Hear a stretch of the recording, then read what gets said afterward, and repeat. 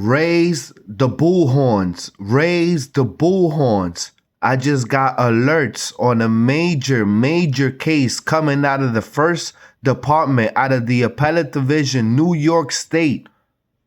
Monumental case just brought up against ACS by the New York Justice Center. Let's go. And pay attention. This is an unbelievable argument which reinforces Sapphire.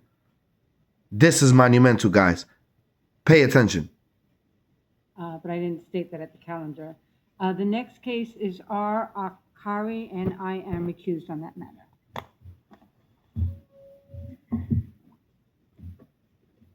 Your Honor, I'm sorry, I just looked at just give me a moment. Thank you. Pay attention.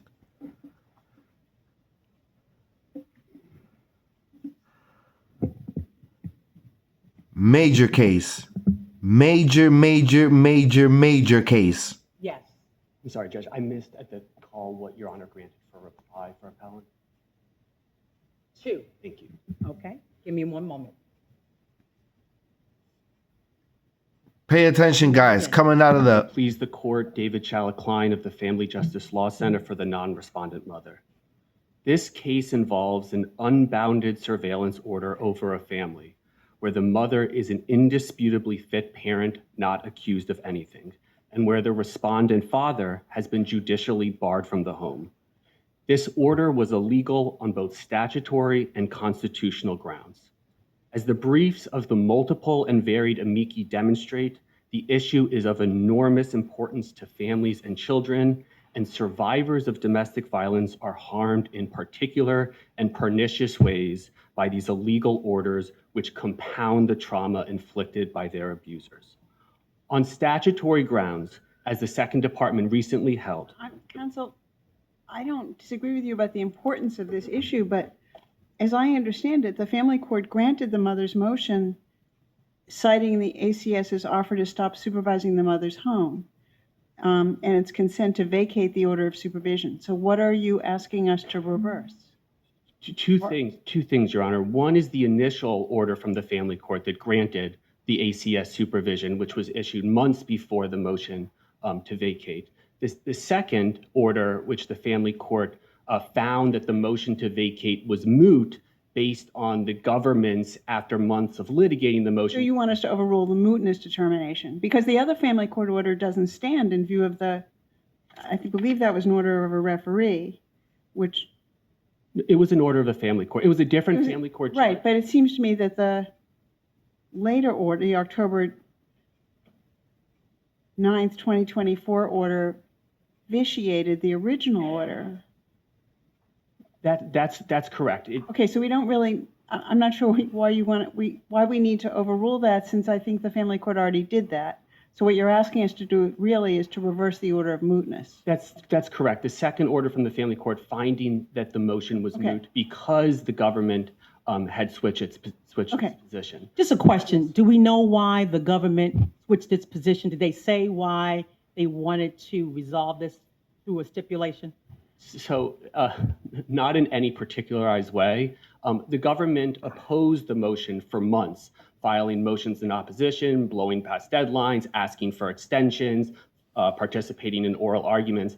And then when the motion after had been finally briefed and it was clear that the family court was going to rule against it, it offered to stipulate to vacate the motion. And that was not accepted by the mother because it did not offer her the full relief, particularly because the reason that ACS said, at least ostensibly the reason ACS said that they were switching was because upon further review of the case. You're really looking for an affirmance, but on other grounds. Excuse me, Judge? You're really looking for an affirmance, but on other grounds.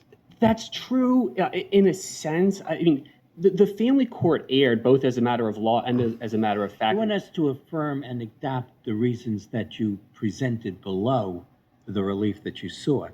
That's as true. opposed to the Right. reason that that the court used, which was that it was moot. That's true, Your Honor. Yes. Right, you got the relief you sought. but not on the ground that you would like us to address. I would say mostly, but not totally, Your What Honor. And what didn't you get? So during the course of months of litigating, ACS continued to press that they were Got entitled it, but legally. that wasn't in the order that is on appeal. That has nothing to do with the order that's on appeal. The order that's on appeal gave you the relief you sought, which is to vacate the previous order having the mom be supervised. Mostly only to the extent it didn't, is that it didn't establish law of the case. Okay, right? so again, I think what my colleague is saying is you want us to affirm the dismissal, but not on the ground of consent of the party. Exactly. And Okay. I would point this court to this court's opinion in Puerto, which is the First Department case. Justice Friedman, you dissented from it, not finding that the exception to mootness applied. And Your Honor provided 3 reasons why in that case the exception should not apply. So, counsel, am I correct that what you would want us to do is essentially follow the Second Department decision in matter of Sapphire? That's correct. That's correct. And the reason is because now, talking about the mootness in the Families Court, now we do need to find an exception to mootness. And, all parties agree that it fits the exception to mootness, similar to in Puerto, where there was some accusations of the government obfuscating, trying to avoid judicial review.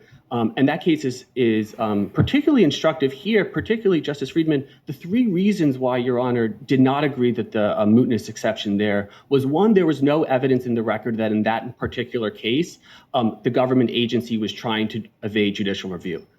The second reason was because there was no evidence in other cases the government agency wasn't trying to evade judicial review. And the third reason was because the government agency had conceded that the issue was illegal.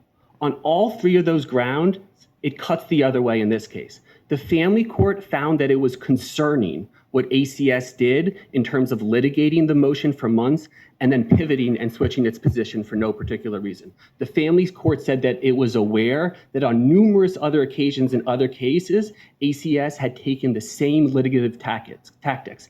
And here today, ACS continues to press that its ability to ask for these unbounded orders over parents who aren't accused with anything are legal. And So let me just ask you, say we agree with you that this should not be an automatic thing. What remedies we shouldn't agree. What remedies would the family court have to ensure that the mom is keeping the child safe? A number of ones. This argument that the state would become impotent to make sure. That's what I'd like you to address, Yeah. right? What does family court have? So, an arsenal of powers and tools at their disposal, putting aside the illegal 1017 orders. Wouldn't they have to start with having some reason to think that the mother puts the child at risk? Absolutely. That is the threshold determination that the executive branch has to make over a parent who's presumed to be fit. If they want some type of supervisory surveillance, intervention into a fit parent's life, the very first determination they have to make is they have to accuse them with a cause of action. And that, of course, triggers a number of important due process and statutory grounds where a parent can challenge an They're not accusation. without tools if they come to that conclusion. Absolutely. They need some type of ground. But here they're putting the mother really in sort of this procedural purgatory where she has no means to get rid of it. And the statute never contemplated it in the first place, which is backed up by all of the constitutional issues that this order would raise and this court would have to reach if it did not hold that the statute didn't apply to mothers like her, families like her. Thank you. I'm sorry, can I ask one more question? This is the last one. Last question. Is the case that you want us to follow Puerto versus Dorr? No. Which? Sapphire VW. No, I understand, but you cited one of our cases, and I didn't catch the Yeah, Puerto v. Dorr. It's a got First it. Department case from, I believe, about a decade Yeah, okay. ago Got by former presiding Justice Acosta. Thank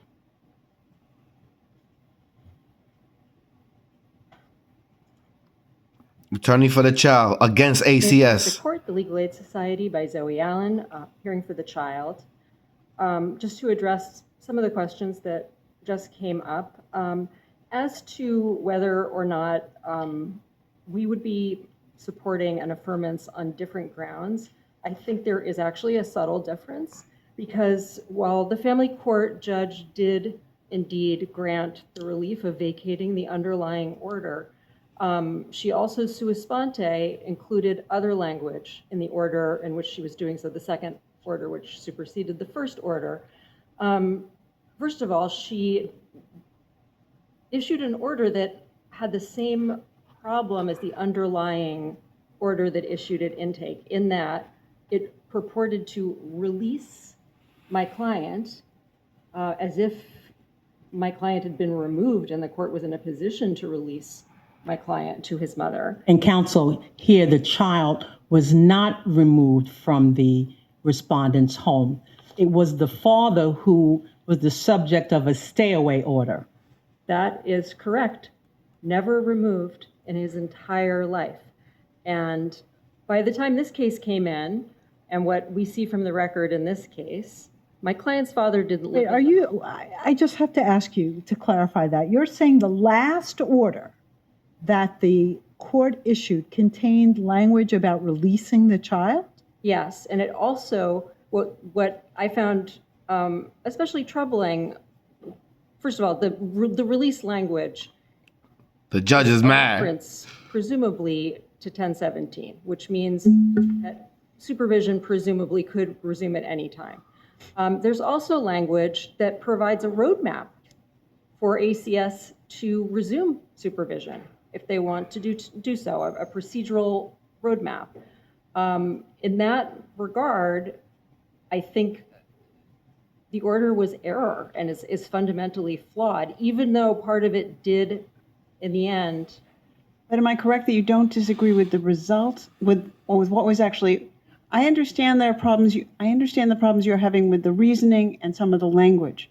But in terms of the actual result of that order, is there any part of it that you're unhappy with? Yes. What is that? It exposed my client to the risk of this extremely anxiety-producing But supervision. what part of the order did that?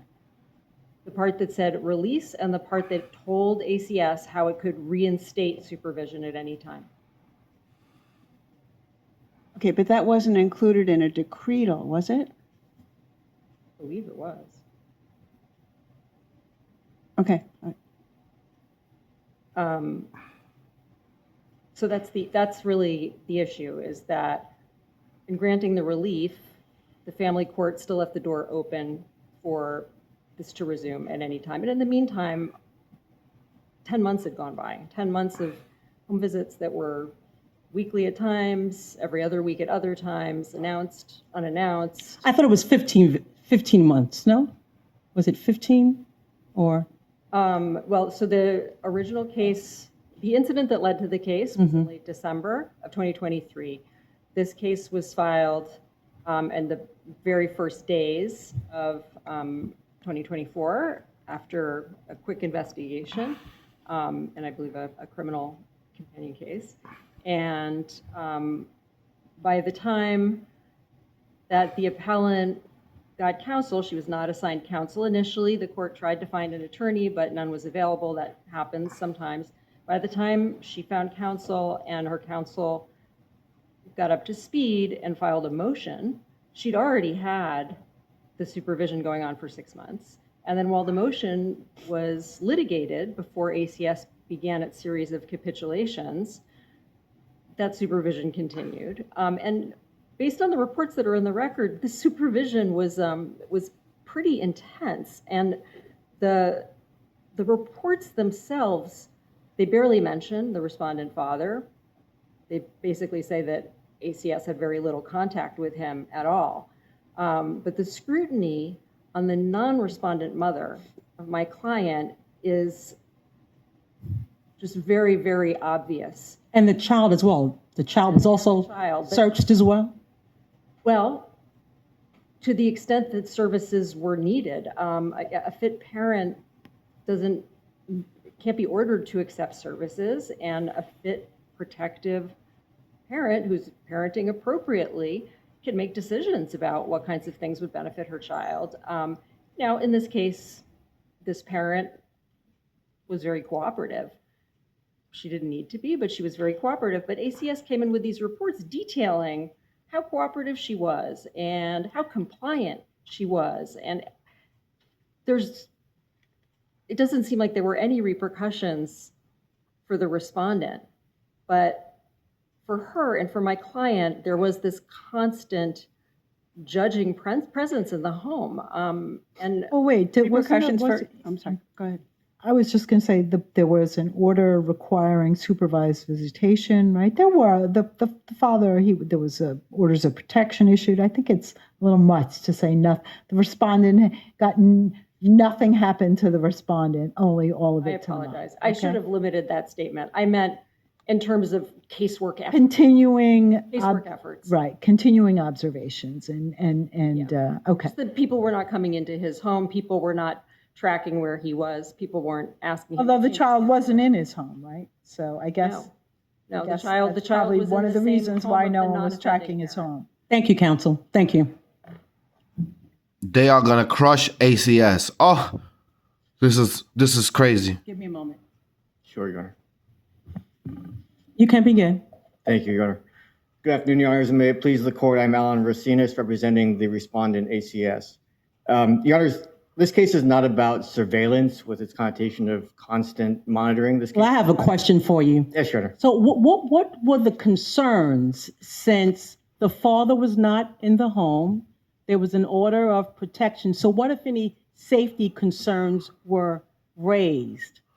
I think the concern in a nutshell, Your Honor, is that the respondent father would not necessarily comply with an order of protection. I mean, this is a father. Let me stop you right there. Yes, Your Honor. Was there any issue that the mother would not, cooperate or comply with the order of protection? No, Your Where Honor. does that come from? Your Honor, I think the ACS's main concern is that to some degree it's out of her control. You have a potentially violent father, an allegedly violent father. Well, is there any how would particularized concern about her not seeing that this order of protection is upheld? Because otherwise, every time there's an order of protection, that would automatically mean that the mother against whom there have been no charges comes under supervision. I mean, you're just taking, well, there's an order of protection, maybe it's not going to be observed. Do you have any reason to think it's not going to be observed? I mean, on her part. Yeah, Your Honor. So I would just respectfully quibble with the premise that this would mean it would always apply because of the severity of the alleged facts in this case and the verified petition. I mean, this father stomped the mother to the point where she was unconscious. Wait, but how would having a social worker come to her home and examine the child's body and examine the contents of the mother's refrigerator contribute to protecting the mother from this very violent man? Well, It seems to me that your remedy has nothing to do with what you claim you're concerned about. there are instances where the respondent father has been found hiding in the home. That's a possibility. What's that got to? But that has nothing to do with, for example, the fact that your workers examined the child's body and looked into the mother's refrigerator invasively. Why? How is that in any way related to the concern you claim? I mean, the refrigerator we can debate that, but I think that it doesn't relate directly to domestic violence. I agree with you, that premise. But I think that examining the child's body, by the way, the child was like 1 or 2 years old here. It was not an invasive search of a 7 or a 13-year-old. And that's to make sure the child hasn't been harmed. I mean, if the father... Don't you need some reason to think that the mother's not going to abide by this order of protection? I don't think so, Your Honor, because in the sense that the father, if he forces entry into the home, the mother can't stop him. I'm hearing all these ifs. What I like to know is, what, if anything, did the mother do or not do that warranted such intrusive action? Well, let me answer it this way, Your Honor. No. Please answer it the way I'm asking. They on them. So I don't want an if. I'd like to know what the mother did or did not do that warranted, such intrusive actions by ACS. I mean, I would quibble with the idea that it was intrusive, Your Honor, but I think that the Searching the child, that's not intrusive? Your Honor, No. That's not intrusive? to ensure that the child is not harmed. What, if anything, did the mother do or not do to raise that concern? Again, Your Honor, I think that if you don't buy this answer, that's fine, but the answer, I think, is that there is a concern that the mother does not have complete control of the situation. Counsel, I'm sorry. You've been repeating that. Well, if that answer doesn't satisfy you, I'm not sure if I can answer the question, but let me answer it the way I wanted to answer it too, which is there's a bigger question here, which is whether the statute itself authorizes. Where does the statute authorize that as to a non-respondent parent from whom the child has not been removed? I don't see anything in Family Court Act 1017 that authorizes that. So I'm glad you got moved to the statutory argument because I don't see it. Yes. The family court is bound by the statutes that govern it, and I don't see anything in the Family Court Act Section 1017 to permit this behavior as to a non-respondent parent from whom the child has not been removed, Right, and where the respondent parent has always resided elsewhere. It's not in 1017 alone, Your Honor. It's 1027D that authorizes an order under 1017-2A2 in this instance. And 1027D authorizes that in a number of, there are a number of hearings that 1027A refers to, one of which is 1027A3, which is expressly a hearing in a scenario in which the child has not been removed. So. But you didn't move under that statute. You moved under 1017. So why are you talking about a statute that you didn't move under? I don't think we explicitly talked about either statute, Your Honor. But even I'm not aware of us saying 1017. But even if we did, when you bring a petition, what do you put in the petition? Just generalized statements, or do you cite a Family Court Act section under which you are moving? I mean, I'm thinking more of what happened at the hearing. No, I'm talking about your petition. I don't remember, Your Honor. I would be shocked if you didn't remember. If I didn't remember? Yeah, come on. You know what you. I am not aware of that being. You can't imagine that you think that you brought it under a section that you're not talking about in this appeal. Well, and why are we all here talking about 10.7, that section of the Family Court Act, if you didn't bring the petition under that section? The petition is a neglect petition, or a neglect petition. It's not about the.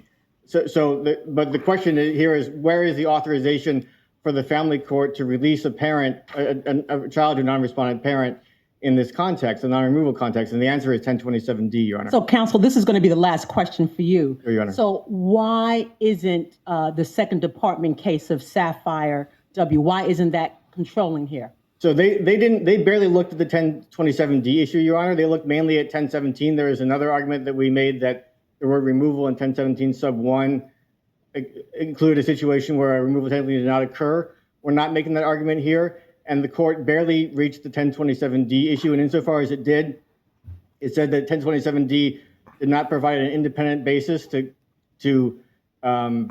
issue this kind of order, and that's simply, respectfully, that's simply wrong under the law, under the clear statutory language, Your Honor, of 1027A3 and 1027D. All right, thank you. Thank you, Your Honor. Crushed them. Unbelievable. Give me a moment. Thank you. And before we begin, let me just say that I gave each side 6 minutes, okay? So now you have 2. Thank you, Your Honor. 4 points. So why don't you start with 1027D? Sure. So two arguments on 1027D. One is that a 1027 hearing did not happen. And second, even if a 1027 hearing happened, it wouldn't apply. Starting with the first, 1027 hearings are major events in family court. That's the next day you have to have the hearing. Exactly. There's witnesses, there's testimony, there's cross-examination, there's prima facie motions, there's summations. That really doesn't happen. That doesn't apply to this proceeding because none of that happened. There was no allegations under that proceeding. Right, under that that the court had to have a hearing the next day. That's right. So maybe in some other case that might have efficacy, but not this one. But certainly not this case. Okay. Now let's assume, just for the sake of argument, which, as we say in our brief, it clearly did not happen. But let's assume that there was a 1027 hearing. 3 arguments why 1027 does not somehow cut off the first half of 1017. The first is that 1027D, the provision that ACS relies on, explicitly states that it must be, quote, in accord with 1017A2A. In accord with means it obviously has to comply with the statute. When you look at 1017A2A, it talks of such non-respondent parents. Well, what non-respondent parents is the statute talking about? It's talking about the earlier provisions in 1017 that say after a child has been removed, ACS has to go out and locate a new caretaker, potentially a non-custodial parent. It has to investigate that parent. So it's clearly a reference back to that non-respondent parent. Second, ACS's theory of going from 1027 to 1017 is somehow that the whole provision of 1017 does not apply. I mean, it's hard to follow, but they say 1027D gets you to only part of 1017. But the problem with ACS's argument is that it then looks to the whole statute and only picks some provisions that apply and not others. And also, isn't that the statute that the family court was relying on in imposing these this supervision on the mother in any event? That's absolutely right. And can I just say one thing? 30 seconds. Thank you, Honor.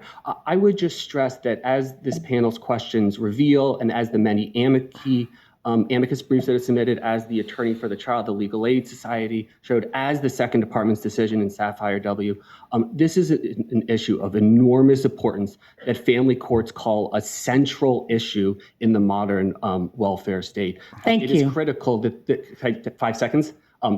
I said 30. Thank you. Thank you, Judge.